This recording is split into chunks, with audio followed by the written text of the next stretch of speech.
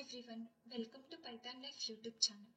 ఈ వీడియోలో మనము డెవాప్స్లో ఉన్న ఫేజెస్ గురించి అయితే తెలుసుకుందాం. ఓకేనా? సో మనకి DevOps is a combination of development team and operation team అని అయితే అంటున్నాం. ఓకేనా?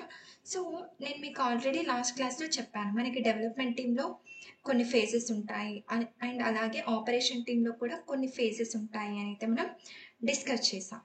సో ఫస్ట్ మీరు ఇక్కడ డెవలప్మెంట్ టీంలో ఫేజెస్ చూసినట్టయితే మనకి 4 ఫేజెస్ అయితే ఉంటాయి: plan, code, build and test. ఓకేనా? సో ఈ 4 కూడా మనకి డెవలప్మెంట్లోకి అయితే వస్తాయి. ఓకేనా? సో ఇవన్నీ మనకి డెవలప్మెంట్ టీం యొక్క రెస్పాన్సిబిలిటీస్. అండ్ ఆపరేషన్ టీంలో వచ్చేసి మనకి డిప్లాయ్మెంట్ చేయడం అండ్ ఆపరేషన్ చేయడం అండ్ మానిటరింగ్ చేయడం అయితే ఉంటుంది. ఓకేనా? సో ఈ 4 వచ్చేసి డెవలప్మెంట్ టీమ్ అండ్ ఈ రిమైనింగ్ 3 వచ్చేసి మనకి ఆపరేషన్ టీమ్ యొక్క రెస్పాన్సిబిలిటీస్. సో ఫస్ట్ మనం ఇక్కడ డెవలప్మెంట్ సైడ్ ఫేజెస్ అయితే డిస్కస్ చేద్దాం. సో ఫస్ట్ వన్ ఇక్కడ వాట్ ఈజ్ డెవలప్మెంట్ అంటే ఏం చెప్పొచ్చు. ఫర్ ఎగ్జాంపుల్, మీరు ఒక మెసెంజర్ లాంటి అప్లికేషన్ని డెవలప్ చేస్తున్నారు అనుకుందాం. ఓకేనా? మెసెంజర్ లాంటి అప్లికేషన్ అంటే లైక్ ఇన్స్టాగ్రామ్ లాంటిది అని అనుకుందాం. సో ఒక అప్లికేషన్ని డెవలప్ చేయాలి అనుకుంటున్నాం. సో ఆ అప్లికేషన్ని మనము డెవలప్ చేయాలి అంటే మనకి ఫస్ట్ స్టెప్ ఏం చేస్తాం? ఫస్ట్ స్టెప్ ఏముంటుంది? ఫస్ట్ రిక్వైర్మెంట్ గ్యాదరింగ్ అయితే ఉంటుంది. ఓకేనా? ఫస్ట్ స్టెప్ వచ్చేసి రిక్వైర్మెంట్ గ్యాదరింగ్ ఫ్రమ్ క్లయింట్. ఓకేనా? అంటే ఆ క్లయింట్ ఏ రిక్వైర్మెంట్స్ కావాలి అనుకుంటున్నాడో సో క్లయింట్ దగ్గర నుండి ఆ రిక్వైర్మెంట్స్ మనం గ్యాదర్ చేస్తాం. సో ఈ మెసెంజర్ లాంటి అప్లికేషన్ని డెవలప్ చేయడానికి మీకు ఒక 1 ఇయర్ టైం అయితే పడుతుంది. ఓకేనా? బట్ 1 ఇయర్ టైం పడుతుంది అని మీరు క్లయింట్కి ఇలా చెప్తే క్లయింట్ సాటిస్ఫై అవుతాడా? నో. సో మనం దీన్ని వర్షన్స్ వైజ్గా రిలీజ్ చేస్తూ ఉంటాము ఈ అప్లికేషన్. ఓకేనా? సో ఇక్కడ ఫస్ట్ క్లయింట్ రిక్వైర్మెంట్, తను ఫాస్ట్గా అప్లికేషన్ అయితే కావాలి అనుకుంటున్నాడు. సో ఫస్ట్ స్టెప్ వచ్చేసి క్లయింట్ దగ్గర నుండి రిక్వైర్మెంట్స్ని గ్యాదర్ చేయడం. ఓకేనా? సెకండ్, టీమ్ స్ట్రక్చర్ని బిల్డ్ చేయడం. ఓకేనా? ఓకే, మనం ఈ ప్రాజెక్ట్ చేయాలి అనుకుంటున్నాము. సో టీమ్ స్ట్రక్చర్ అనేది ఎలా ఉండాలి అంటే లైక్ బ్యాక్ ఎండ్ డెవలపర్స్ ఎంతమంది కావాలి అండ్ ఫ్రంట్ ఎండ్ డెవలపర్స్ ఎంతమంది కావాలి. సో ఇలా టీమ్ స్ట్రక్చర్ని బిల్డ్ చేసుకోవడం. And next budget. Okay, so ఈ ఎంటైర్ అప్లికేషన్ని కంప్లీట్ చేయడానికి మనకి కాస్ట్ ఎంత అవుతుంది అనేది డిసైడ్ చేయడం. And timeline. Okay, so నేను ఇక్కడ రాస్తాను timeline. And next architecture. Okay, first ఇక్కడ నేను ఏమంటున్నాను? Requirement gathering.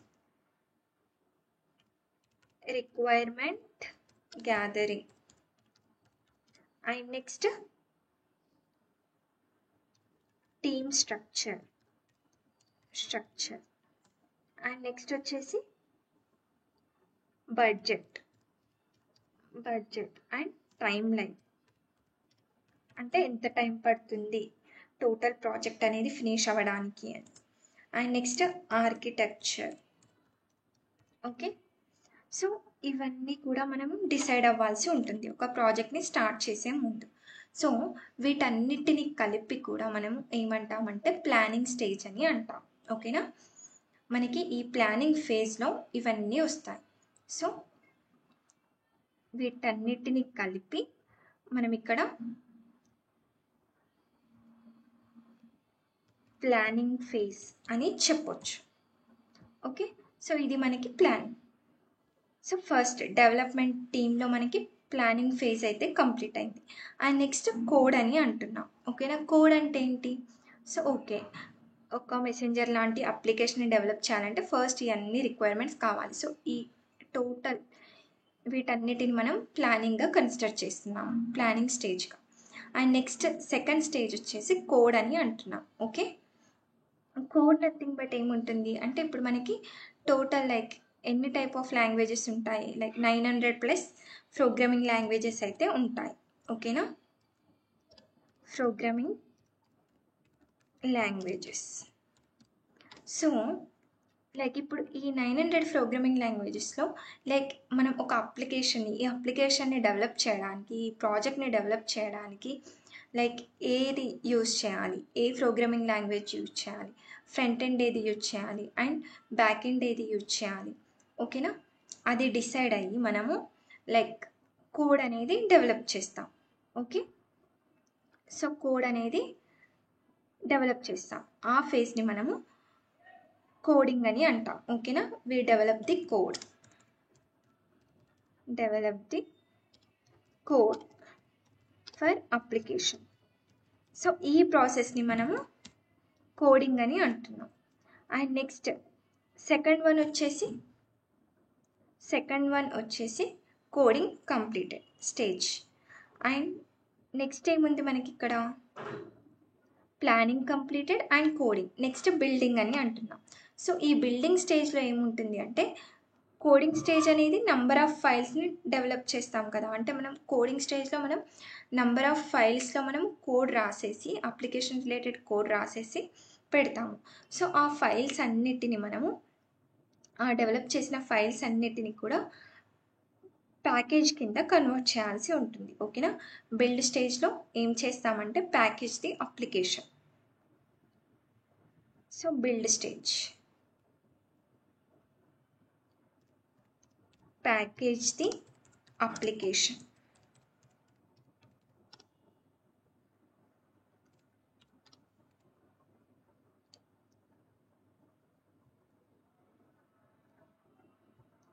సో ఇది మనం బిల్డింగ్ స్టేజ్ అని అంటున్నాం.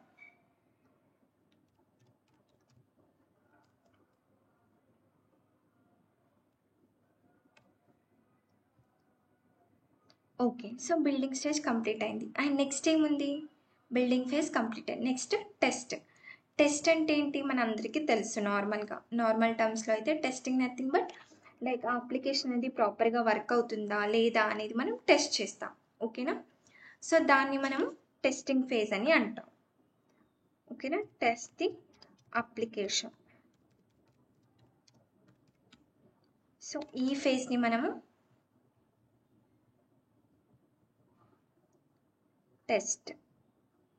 టెస్టింగ్ ఫేజ్ అని అంటున్నాం. ఓకే, సో ఇక్కడ ప్యాకేజ్ని, అప్లికేషన్ని అనేది మనం ఒక ప్యాకేజ్ లాగా కన్వర్ట్ చేస్తున్నాం కదా. అంటే మీకు ఎలా చెప్పొచ్చు అంటే ఈజీ వేలో, ఫర్ ఎగ్జాంపుల్ మీరు ఫిజికల్గా షాపింగ్కి వెళ్ళారు అనుకుందాం. సో ఆల్మోస్ట్ మీరు అక్కడ ఒక 10 డ్రెస్సెస్ని అయితే పర్చేస్ చేశారు అనుకుందాం. సో ఆ 10 డ్రెస్సెస్ని మీరు ఎలా క్యారీ చేస్తారు, పర్చేస్ చేసిన డ్రెస్సెస్ అన్నీ ఏ విధంగా క్యారీ చేస్తాం, నీట్గా ఒక బ్యాగ్లో ఫోల్డ్ చేసి ప్యాక్ చేసి క్యారీ చేస్తాం.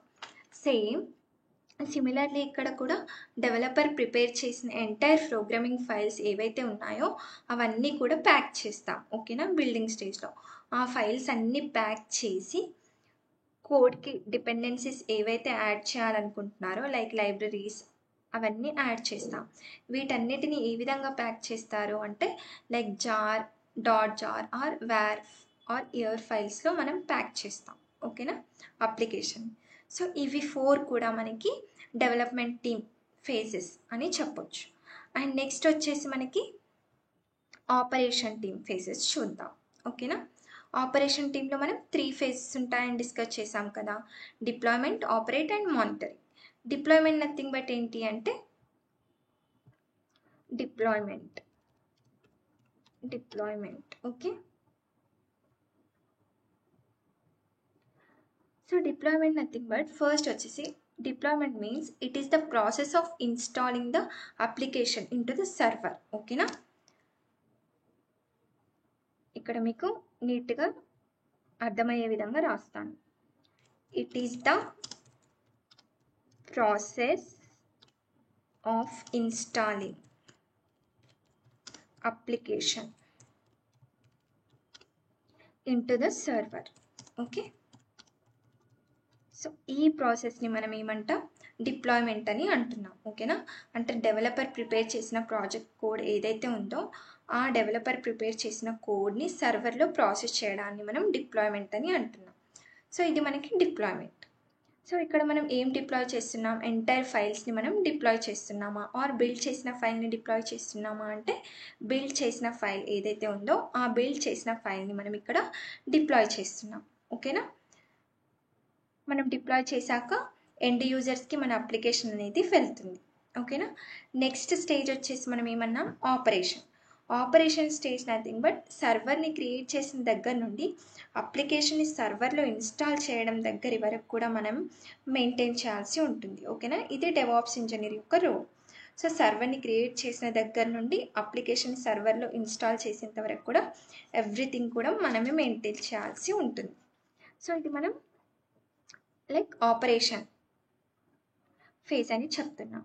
అండ్ నెక్స్ట్ వచ్చేసి మానిటరింగ్ నథింగ్ బట్ ఏంటి, మనం మన అప్లికేషన్ని అయితే డిప్లాయ్ చేసాం. సో ఎండ్ యూజర్స్కి మన అప్లికేషన్ యాక్సెసిబుల్గా ఉందా, ఓకే, సో దాన్ని మనం మానిటర్ చేయాల్సి ఉంటుంది. లైక్ ఏవైనా ఇష్యూస్ ఉన్నాయా, ఎవ్రీథింగ్ అనేది ప్రాపర్గా ఉందా, ఇఫ్ ఏమైనా బగ్స్ ఉన్నాయా, ఇష్యూస్ ఉన్నాయా అనేది మనం చెక్ చేసి ఇఫ్ ఏమైనా డ్రాబ్యాక్స్ ఉంటే మళ్ళీ మనం దాన్ని ఇంప్రూవ్మెంట్ చేయాల్సి ఉంటుంది. సో ఈ ఫేజెస్ అనేవి మనకి ఆపరేషన్ టీంలో వస్తాయి. సో ఇవి మనకి డెవలప్మెంట్ అండ్ ఇవి మనకి operation team phases. I think ఇప్పుడు మీకు ఈ ఫేజెస్ గురించి, డెవలప్మెంట్ అండ్ ఆపరేషన్ ఫేజెస్ గురించి క్లియర్గా అర్థమైంది అని అయితే అనుకుంటున్నాను.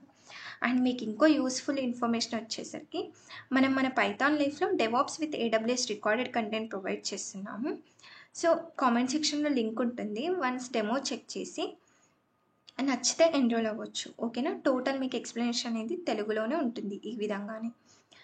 అండ్ మీకు ఒక యూస్ఫుల్ ఇన్ఫర్మేషన్ ఏంటి అంటే మనం మన పైథాన్ లైఫ్లో DevOps with AWS recorded content అయితే ప్రొవైడ్ చేస్తున్నాం. ఓకేనా. సో ఇది మనకి pythonlife.in వెబ్సైట్లో మీరు చెక్ చేసుకోవచ్చు. సో ఇక్కడ చూసినట్టయితే మనకి ఇక్కడ డెవాప్స్ అనేది మనకి రికార్డెడ్ కంటెంట్ ఉంది. Okay. If course syllabus check చేసినట్టయితే మీకు ఇక్కడ మనం డెవాప్స్ ఇంట్రడక్షన్ ఫస్ట్ ఉంటుంది. ఓకే. వీటితో పాటు మనం లైనక్స్, గిట్ హబ్ గురించి క్లియర్ ఎక్స్ప్లెనేషన్ అయితే ఉంటుంది. ఆ తర్వాత మనం డెవాప్స్ టూల్స్ గురించి నేర్చుకుంటాం. Like Maven, Jenkins, Docker, Kubernetes, Ansible. Okay. And monitoring tools వచ్చేసి ప్రొమీథియస్, గ్రాఫానా, వీటి గురించి కూడా. అండ్ వీటితో పాటు డెవాప్స్ టూల్స్తో పాటు మనము AWS సర్వీసెస్ కూడా ప్రొవైడ్ చేస్తున్నాం. ఓకేనా. సో AWS పైన కూడా మీరు నాలెడ్జ్ని గెయిన్ చేయొచ్చు.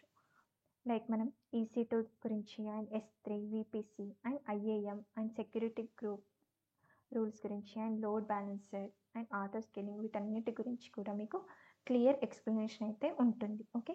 అండ్ వీటితో పాటు మనం ప్రాజెక్ట్స్ కూడా ప్రొవైడ్ చేస్తున్నాం ఈ రికార్డెడ్ కంటెంట్లో. సో కోర్స్ చూసినట్టయితే మీకు కోర్స్ ప్రైస్ వచ్చేసి ఓన్లీ 2999 రూపీస్ మాత్రమే. ఓకే. సో ఈ రికార్డెడ్ కంటెంట్ మీరు పర్చేస్ చేసినట్టయితే మీకు ఎవ్రీడే డౌట్ సెషన్ ఉంటుంది అండ్ మీకు 24/7 ఆన్లైన్ కమ్యూనిటీ సపోర్ట్ అయితే ఉంటుంది. ఓకేనా. మీరు ఏ టైంలో అయినా డౌట్స్ అయితే క్లారిఫై చేసుకోవచ్చు. అండ్ మనకి ఈ కోర్స్ వన్స్ మీరు పర్చేస్ చేస్తే మీకు లైఫ్ టైం యాక్సెస్ అయితే ఉంటుంది. ఓకే. టోటల్ ఎక్స్ప్లెనేషన్ అనేది మనకి తెలుగులో ఉంటుంది కాబట్టి అండర్స్టాండింగ్ కూడా చాలా ఈజీగా ఉంటుంది. ఓకే. ఇఫ్ మీరు ఎవరైనా డెవాప్స్ నేర్చుకోవాలి అనుకుంటే ఇఫ్ ఇంట్రెస్టెడ్ అవుతే like once course syllabus check చేసి డెమో చెక్ చేసుకొని ఎన్రోల్ అవ్వచ్చు. Thank you.